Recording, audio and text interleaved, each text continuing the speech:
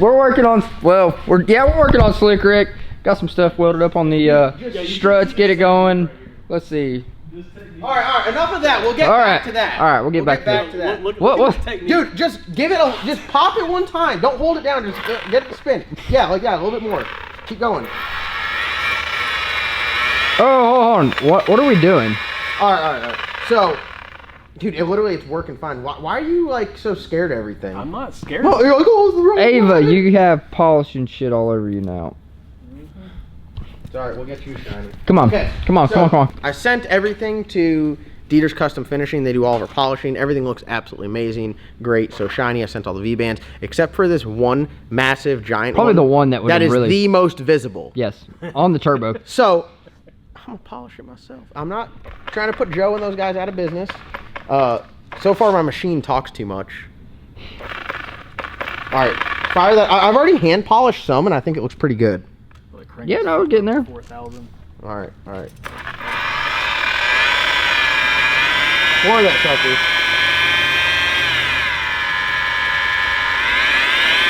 There we go. Whoa. All right, let's see how it... Dude! We're polishing. We're polishing. I mean, that looks decent. Yeah. I mean, all right, let's go to like an unpolished side. All right, right here. Like this. Just look at this area.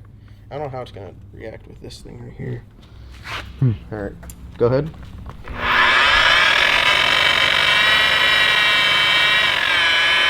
Give it some R's, my boy. I'm flooring. Look at that! We're polishing! I mean, tell me that doesn't look substantially better. Yeah, no, it does. So we just need more RPM. Do they do different, like, I mean, I have all the stuff to do. I got the rouge and everything, but, like, I just went with the finishing compound here. I polish my own wheels, guys. All my 2-footers, hand polished by yours truly. And I think they look pretty good, do they not? When I polish them, how good do they look? They look great when you polish them. Yeah, so I know how to polish. Not at a DCF level, but at, like, I got some truck wheels I could polish. Yep. Oh, I'm getting in there nice and deep, like. Maybe we need some more juice. Dude, I don't know. That's pretty damn shiny.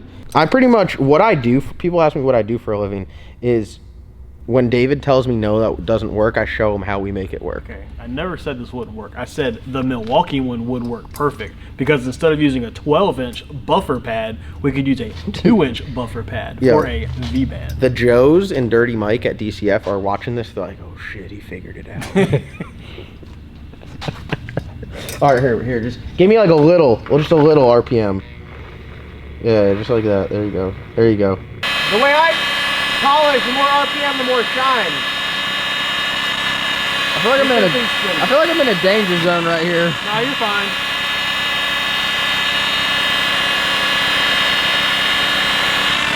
You can rotate.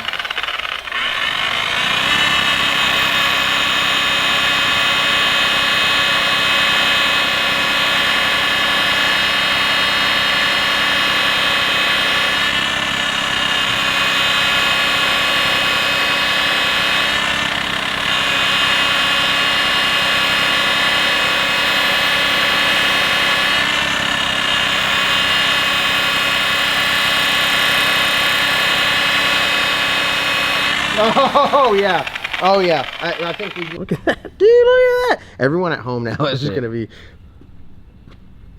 blinging.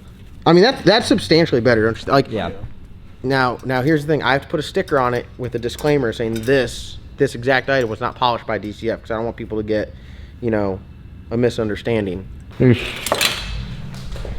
is definitely the Dollar General version. Theirs is just straight mirror, and mine is not straight mirror. Yeah.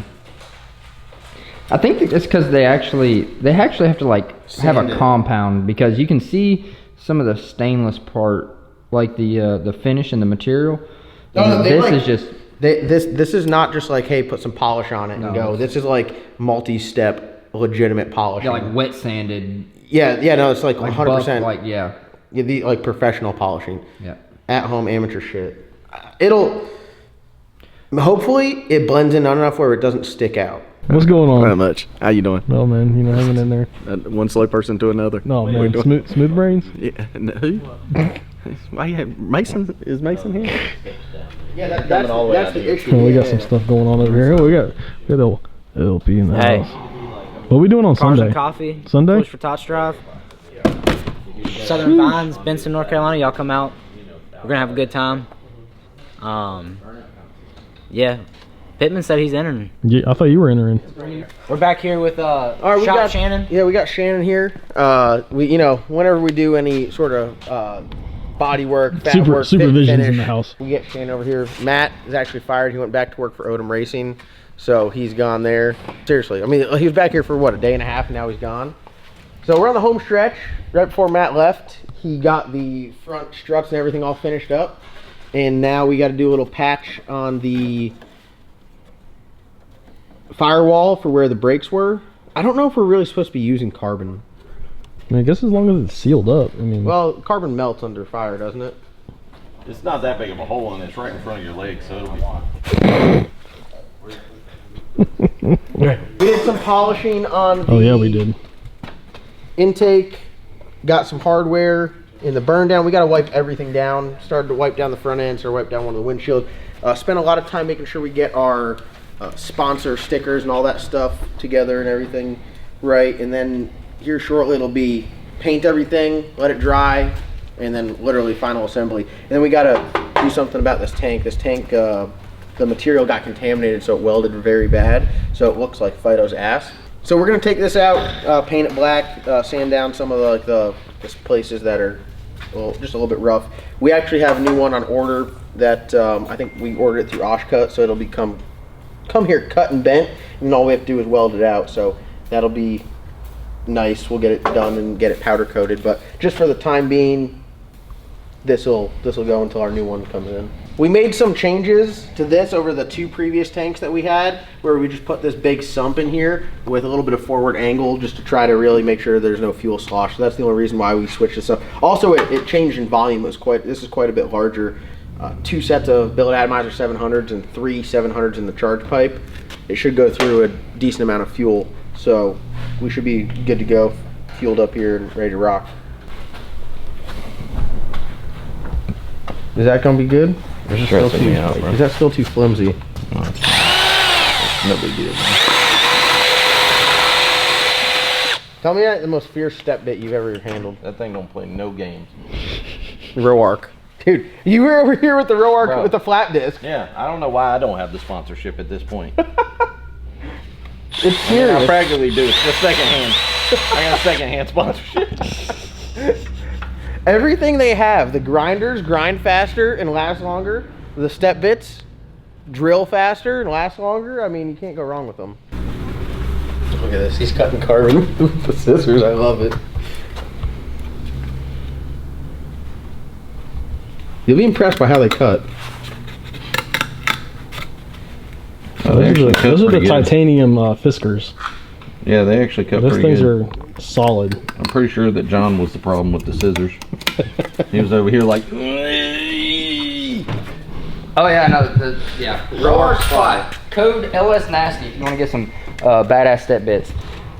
So I got a confession to make. Oh, you're back from Odom Racing? I didn't even realize. I know I am back, and guys, I am officially a Street Outlaws. And there's nobody that can tell me that I am not a Street Outlaw. And I've already, hold on. I've already told the announcer that I'm a Street Outlaw, so it's official. I'm the only Street Outlaw here this weekend. Yeah. Hey, Logan, you don't have to wipe that. All right, jump in there. I got polished earlier.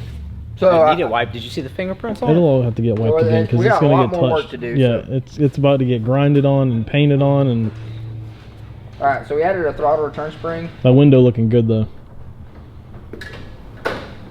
That pedal feels great. Got our boot on the firewall. We're gonna have that. Our firewall is gonna be completely sealed off. I see a little hole right here to the left. Yeah. as long as you don't go to Mod Nationals, you should be fine. Me and Matt painted this side. We're not gonna close up on that. Shannon was just not, he was sitting there. He's like, no, we gotta grind this shit down. Is it what? Do you guys have smooth brains or something? Shane's like, this thing's going to PRI. The tube actually inserts different now. I'm just grinding the old weld off. You taking this thing to PRI, you're sitting here rattle canning over burnt paint. My truck's nicer than that, I'm just taking it to Kinston. Alright, that's good. Get out of here. It's good enough. It'll probably work then. Here, let me just I'll let it pass. clean it up here with this You shit. see how bad you screwed up the other side? No, dude, you don't want to look at it. You really don't want to look at it. The other side looks fine. Are they gonna have them on the page like the people that the truck builds? What if someone puts us on like the damn truck rice? Oh yeah. We're gonna have a Bluetooth drive shaft in here, Bluetooth Wishbone. Look great at SEMA. Matt and I are both offended as hell right now. I don't think Matt's that offended because he's not the one painting. Yeah. Can you drop this? At this point, I just want it to be painted so we can put it back together. So we're not like, all right, it's Sunday. It's Sunday at We need to load 3 it up. All we gotta do is 3 a.m. in the morning. The turbo kit on. You know you'll be out here at 4 o'clock in the morning Sunday night, like Monday morning. That's what I don't want it to try to It's get. still loading. It's supposed to leave Sunday, Monday. No, we're leaving Monday Get underneath. midnight. What about in the strut cup? No, I mean you can, but just be very. Shannon, look around that, John, in the air. Oh, I know. Hold on, before you take that When it's off. cold like this, man, that stuff will float for days. Nice and easy there. Keep going. Okay. Drop this. Tyler, get over there and show them how to do the paint and body, brother. Underglow. Oh, okay. That makes sense. Hold on, is it the only thing plugged in? Yes. Alright, they'll stick everywhere except for with this wet paint. Let's go on 1. No, we'll put this shit on 2. Well, now if you get real close, doesn't it make it wrinkled? Yeah, don't go too close. Like, On 2 and back up. like Is that on 2? yeah, this is on 2. Is this like too close? No, definitely not. Am I? That thing don't even sound like it's doing Good thing I think that image stabilization. Are you shaking, Red? All right, so we got the control arms painting over here. Sorry, painting. They've already been painted. They're drying. I only dropped these 2 twice, so everything should be good. Front end pretty much getting wrapped up. Final assembly on the front end. Put the struts in there. Attach all the steering stuff. Put the brakes. Put the wheels on. Good to go with the front. Really, is this like the last fab piece? We got to weld the Christmas tree in the front end because that's broken. Wishbone here, we had to modify for a couple reasons. One, it was in a bind when we added more extension to it. The only thing that was really limiting the extension was the wishbone, and it would pretty much just max out the heims, and they would get in a bind like this way, where the wishbone's trying to drop, and it can't drop anymore because it's in contact with it. So we got some Quartermax parts and slapped them in here. I like using Quartermax. Quartermax stuff, solid, easy. Yeah, no, they make great parts. They got the billet. You can get these at like Quartermax. This one we modified. Yeah, we had to modify them because there's some tabs that were in here before, and there's no way to get that tab cut out. I mean, I guess there is, but you'd have to pull the tin out of it and get in behind there and what. There's no way to get it. So what we're gonna do is we're gonna put those in there, weld it, and then weld it to the existing tab. So right now we're getting it to where we're gonna put it in here. We got the rear end. We're checking to make sure that the rear end's somewhat square in the chassis. So hopefully that these measurements in the 4-link brackets were in the chassis square, because that's what we're measuring off of. And then once we do that, we're gonna tack it, and then we're gonna lower the car down, make sure we got full compression and we don't have any bind issues with the wishbone. It's very important to make sure nothing's binding up on the suspension. The only thing you want to be the limiting factor is the shock. You don't want the anti-roll bar, you don't want the wishbone, you don't want anything to bind up. Everything's got to be nice and smooth, and you control everything with the shock. So one thing that we also did check is our drive shaft clearance. When you have something that has 9 inches of usable extension, which is what this thing has at ride height. It sits essentially on the bump stop. You run into issues where the drive shaft would hit the wishbone. So for instance, if the wishbone was mounted up higher, as you could see, as the rear end drops, the drive shaft comes down, gets in contact with the wishbone. You only have one shot to make that mistake. You make with a mistake, carbon. Yeah, with a carbon roll with a steel. Well, any drive shaft spinning at speed. You touch anything with a drive shaft and it's probably going to come apart. This like $2,000 drive shaft, 1480 ends. Did I say 14,000? $1,400. You said 1480. Sorry, 1480. It's like a $2,000 drive shaft. Yep. You don't want to mess it up. So now, when racing, some stuff happens, but you want to take all your precautions. Make sure everything has clearance, isn't going to hit. You got to look at it through its range of motion too. Like, don't just look at it ride height and be like, oh yeah, it's got enough clearance, and then it goes down track and separates. This is how it goes down track. Yep. It just rolls around in the pits at ride height. Yeah, make sure that your anti-roll bar or your anti-roll bar does the ends don't go near vertical. You want to keep them to where they have a pretty good angle, because what happens if it gets to here, whenever it wants to go up, it can get in a bind, and we either want to go backwards or not want to press. So when you're on the big end, you let off, it wants to settle. So, and somebody asked, I saw a good question about U-joint angle. I have a little bit of a different theory. I see a lot of people set up their U-joint angles and everything. I set everything up whenever it's at almost full extension, because that's whenever the car is just barely going through the 60 foot.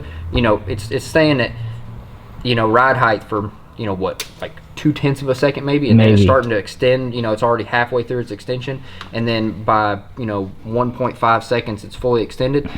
And that's whenever the high speed U-joint, like, you know, you're going through the 60 foot, you're a lot lower speed. So all your high speed drive shaft scenarios are going to be, you know, 330 and into the track, and that's when it's going to be fully extended. So that's whenever I set my U-joint angle. I don't set it at ride height. I don't care what it is at ride height. Again, it really just doing your burnout, rolling through the pits. That's the only time setting the thing. Because if you set it, you know, the 3 degrees down and all this, or 4 degrees, and you're trying to get it to, because the U-joint's going to want to straight and out under power. So if your joint's like this and you have like 3 degrees negative pinion angle, it's going to want to go straight. So that can cause the car to extend some. So on certain cars, you know, that they need that. I just like to do it all in the shock. So what we're going to do is we're going to set this thing up to where the U-joint angle is correct.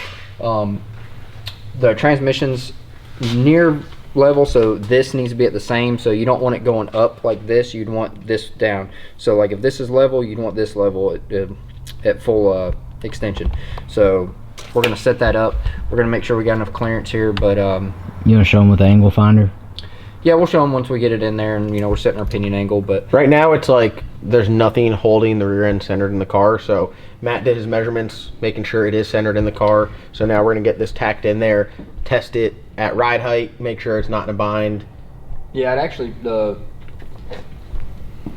we need to make sure we got enough clearance right now, because the pinion angle is going to be coming down. Is it way up right now? Yeah, it's up. It's up. Like right now I can see, like if you come on this side, you can see that it's almost in line with the drive shaft. And what you would look at it, you would think that right now, like, oh, you're in line with the drive shaft, but this right here would probably cause a vibration. It needs to come down. You want to do that quick?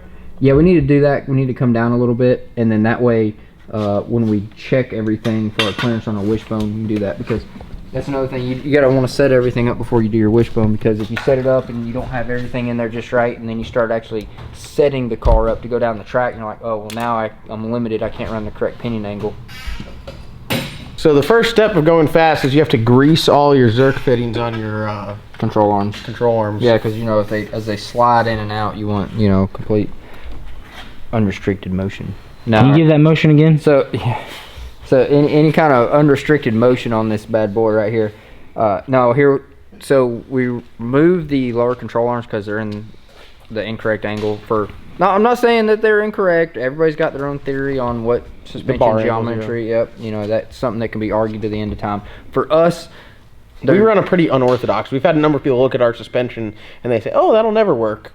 Yeah, and they were false. Cars. Yeah, it does okay. So the problem was whenever we went to go adjust it, I'm gonna need a lot more than that, bud. Okay, well, you know. So, all right, that's good. Was that a lot more? That was just, I would consider that. That was another dabble. That's a little more. I use grease whenever I'm tapping anything. Some people say not to use grease. You know, tap fluid. Like if I'm tapping new threads, I use like Ready Tap. But if I'm trying to clean it up, I do this. So that way the grease will catch all the Nonsense. yeah, that comes off there. We're gonna need a rag too. So we tried to adjust the Heims. Yeah, and would not go in. No. So there's some trash in here. This is the left-hand one. So Can you believe I have taps in stock? I'm proud of myself. I was like, oh, I got tap. Whenever I saw this, I was like, yeah, we're screwed. And then John's like, oh, I got a left-hand 3/4 16 tap. I'm like, huh? What? Well, I don't think he I don't think he identified it as that. We have a 3/4 left-hand 16 tap and one extension cord. Hey, control arm be right though. David knows. David has the roughest brain in here. I called him smooth brain earlier. I redacted. Oh, listen to that. Listen to this. I remember when I used to have to do that. Listen. Chase down every tool. But think about it. There's like 4 times as many. Yeah, Logan had to do that when we had one toolbox. No, they're just scattered everywhere. They're In put cardboard piles. boxes, yeah. Oh, yeah, she's not happy. All right, so yeah, because what we noticed was this Heim was screwed way out, and this one was screwed way in. Probably because it just wouldn't go in any farther. And that it makes it being a pain in the ass at the track. What we do, or at least what I do, is I put the Heims in there, run them all the way in, stick them in there, and then turn them out so you get the same amount of turns out of each Yeah, side. because you don't want to be twisting on this thing, and this one's about to fall out, and this one's still got a ton of thread. Or you're going in, and you need to go in a little bit more, and one's bottomed out, you're screwed then. That thing sounds so much smoother coming out. All right, yep. So you can see the grease caught all the stuff that we. So you want to grab a left hand Heim. We'll check it. Left hand and right hand, because like the quarter max ones. Just look for okay. So most left hand threaded Heims or nuts, jam nuts, a lot of them will have a line, slot or a line. Yeah. Left hand. Damn, if I would have just opened, if I would have used my eyes instead of my mouth, I wouldn't have sounded like an idiot on camera again. Big smooth brain guy. Wha-bam! So we're good there. We'll go ahead and get the other. I'm gonna leave this out because after we get done tapping, we're gonna blow through it some brake clean just to make sure there's no extra stuff in there to get. Because this is one thing that sucks. I've been working on some cars at the track, and you go to adjust suspension, then some trash gets in here, and the Heim gets screwed up, and it won't move, and then It gets all galled. Yeah, if all gone. if that gets locked up, then you're done. Yeah, you're screwed. But really, I mean, it just comes down to this. I yet again saved the day with my $50,000 in specialty tools. Oh no! Wait, hold on. $50,000 minus what is a 3/8 Milwaukee fuel impact? It doesn't sound very happy. Just listen, everyone be quiet. Just listen to the noise this makes. Some ASMR for everyone at home. Sorry, everybody. We got a mouth breather over top of the mic. I'll back up. Welcome back. Yeah, get in a little bit closer. Alright, welcome to the last NASDAQ tapping. You gotta move the mic back just a little bit. There you go. Listen. No! We're gonna be running this happy little guy in here. It's just a happy little tap. God, that sounds so bad. There's no such thing as a mistake. It's just all happy accidents. Insert clip of the bad apple.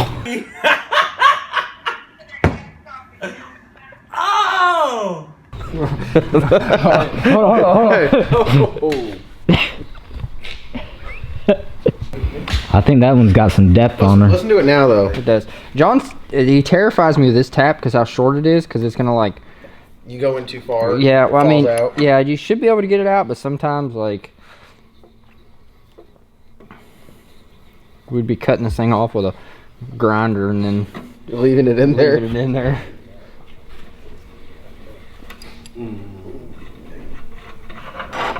I cross-thread it. We have to retap it. Damn.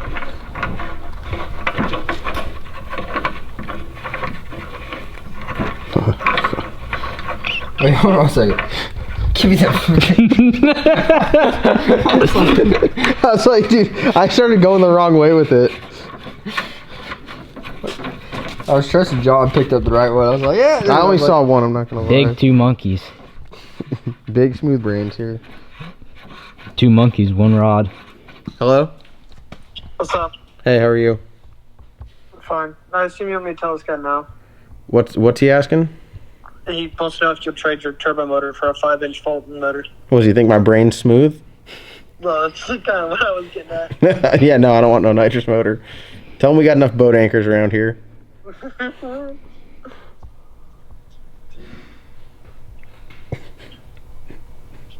Are you telling him? Yeah.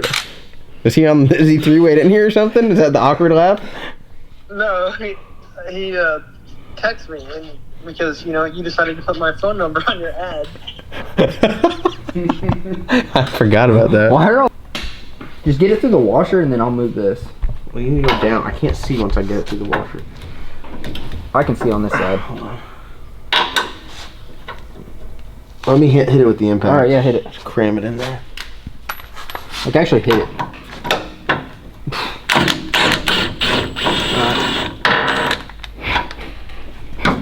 Did you hear the rear end, John? Yeah. It's rough here. Alright.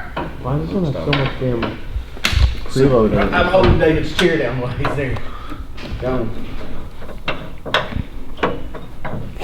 I'm not really sure what he's doing right now. He's just like, yeah, let me get the rear end. We were doing them one at a time to make sure everything was halfway in there, but now let me just start cranking on things. Oh, we're great. His ADD, this is a perfect representation. He's put the impact down 15 times, knowing we got to change all the control arms. I've had a full, He just set it down, then walked away, and then came back. I've had a full day. Stop. I just gotta touch him, man. Put the jam nuts on him so he This can't is freaking... why it takes so long to do everything. Literally. Hey, at least he hasn't got no phone calls in between where he can't focus. Hey, this ain't gonna work, my guy. We need to get the adjust table.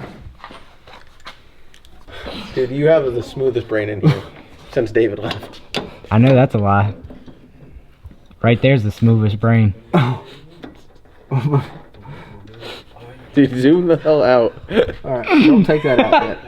Yeah, you're right.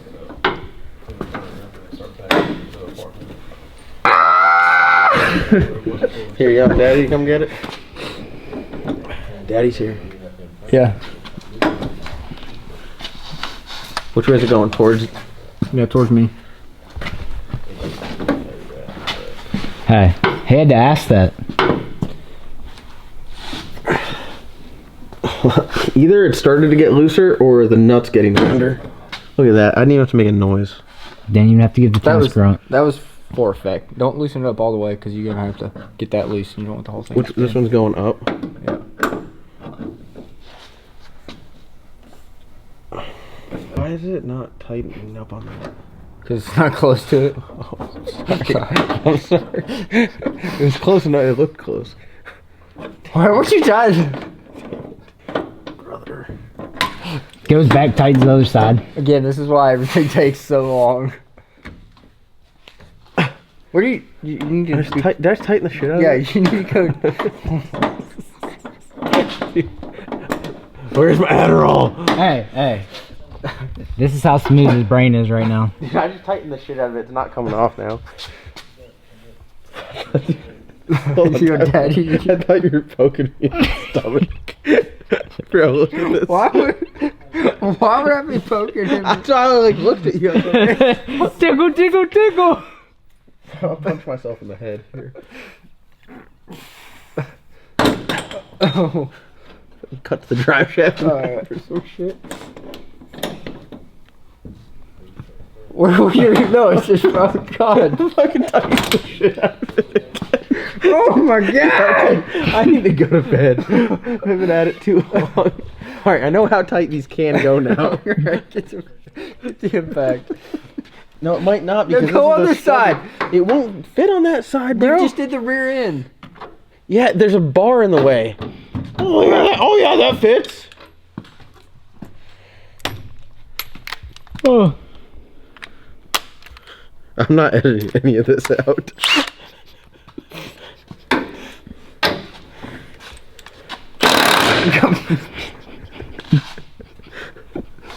Alright. Go. Wait, hold on. We don't even take that. Need to take that loose. We're just going up on the rear. You're going to the top hole on the rear, John. All right. So our transmission's about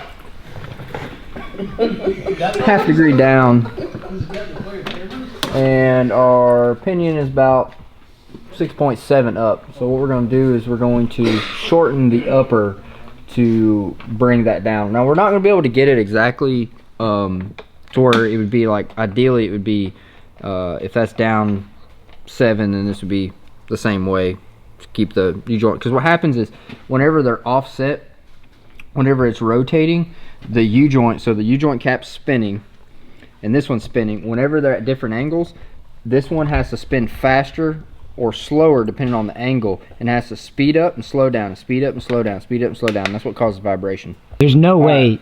No, I'm just doing go another turn. He's doing it. Keep going. You're gonna have to both go at the same time. There you go. All right, there's one. How many have you gone? Now I'm at 2. Okay. All right, so now Why'd we're you at say 5 one points. twice? So now I've gone 2 turns and you've gone 2 Yes. turns, correct? Yeah. Okay. Now go another one. Holy shit, dude, this thing's bound up. Yeah, it's gonna get tighter. No, I guess one won't turn. Can you go out and like give me a chance at this? Is it in a bind, or is it the threads that are in a bind? The threads are in the bind. Yeah. All right, go one more.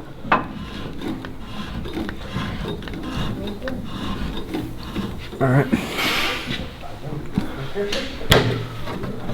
I don't want to go any closer than that. That So should be as getting you close. drop this, it's making your clearance. Well, see, I guess that's just really the carbon piece. You still got some pretty decent room to the bar. Yeah, but you gotta think, if chassis flexes anymore, like you don't want. You don't want it too close. What angle is that? Because I mean, right here, 4.5. like that's a finger. I can't get it. My finger won't go through there.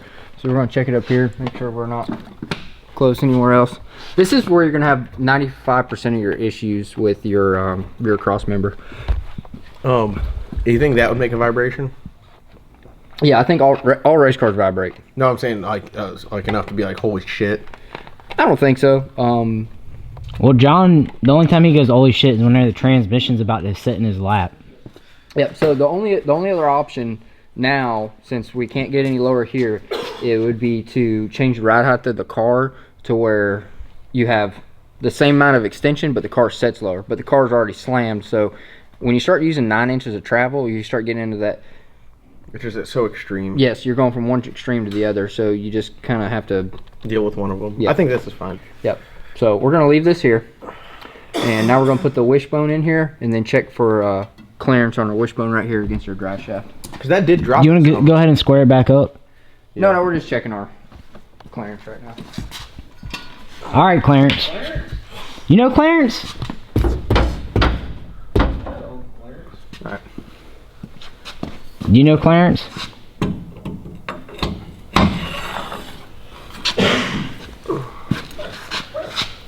Hold on.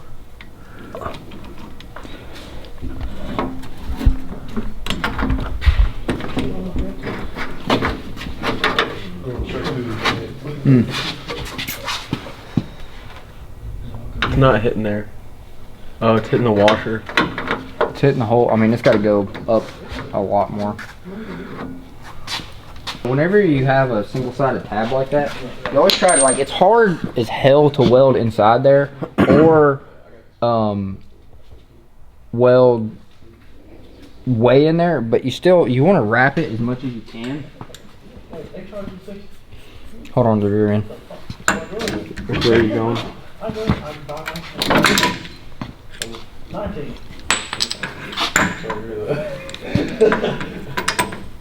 Dude, you just broke my rear end. Yeah, John was not ready for that one. That's the issue with the single side. Yeah. So whenever you weld, the weld's only strong in one direction, and this weld is very cold. So this one broke off, like literally no pressure on it at all.